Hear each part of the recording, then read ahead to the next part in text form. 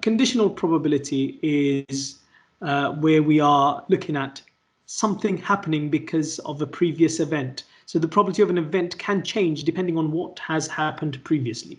So this is referred to as conditional probability. So the outcome of the previous event will affect the outcome of the current event or the next event. And in those situations, we call this conditional probability because the probability of what's about to happen is conditional or related to or based on or affected by what has happened previously.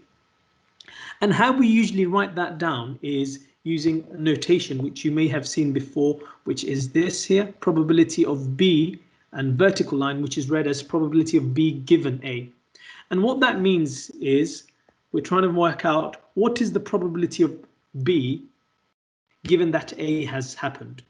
So we're saying A has happened, and as a result of A happening, the probability of B has been affected by A already having been taken place. So what is going to be this probability? So that's how we write down conditional probability. What's the probability of B given that A has already happened?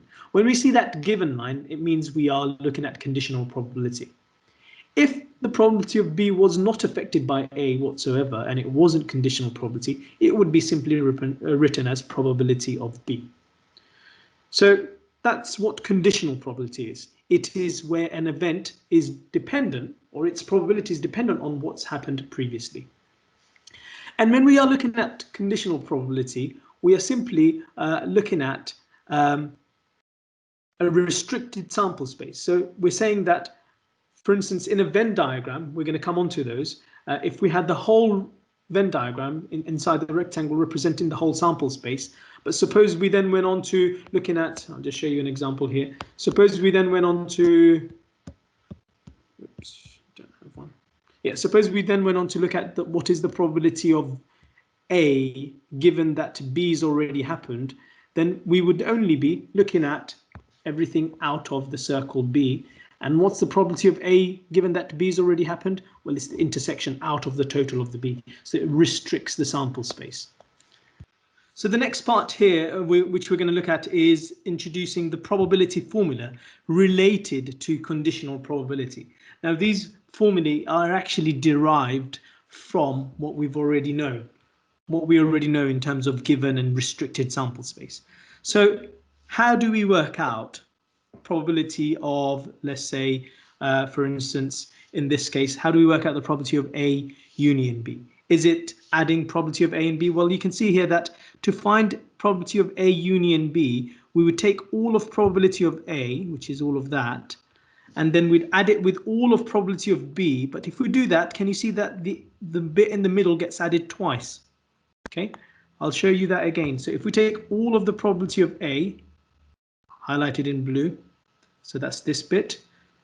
So I'm trying to find A union B. So if I add probability of A, all of A, with all of B, which I'm going to highlight in yellow, but the part that gets shaded twice, you can see automatically highlights in green. So I've got an extra bit. That middle bit, I actually got it twice. So I need to get rid of this extra bit that I've added twice. So I'll get rid of that extra green bit, which is the A intersect B in the middle.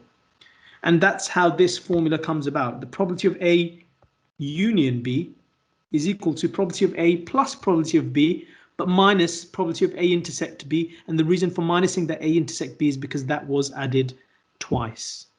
And so that's how we find A union B. Okay, so that's the addition formula that we have for two events A and B.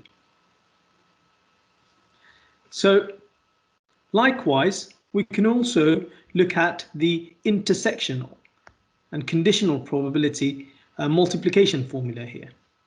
And so let's take a look at how we use the multiplication formula.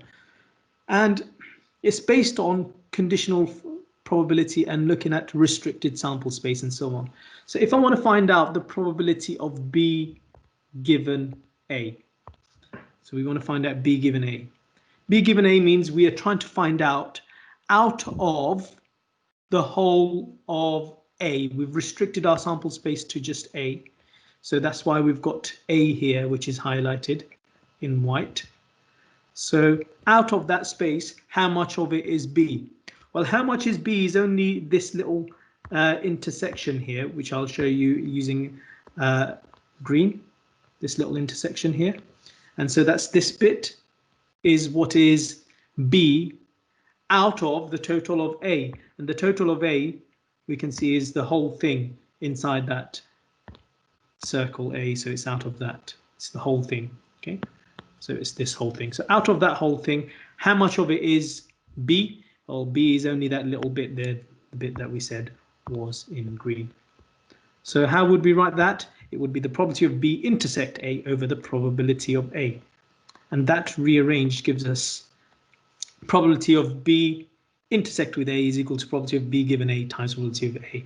Now these formulas are ones which we derived essentially from the conditional probability. But if you think about it in terms of sample space and so on, that's absolutely fine. But then you've got the formula in addition to help you with as well. Now, one more thing to keep in mind about these formulas is there's a few things that are given to you in the formula book.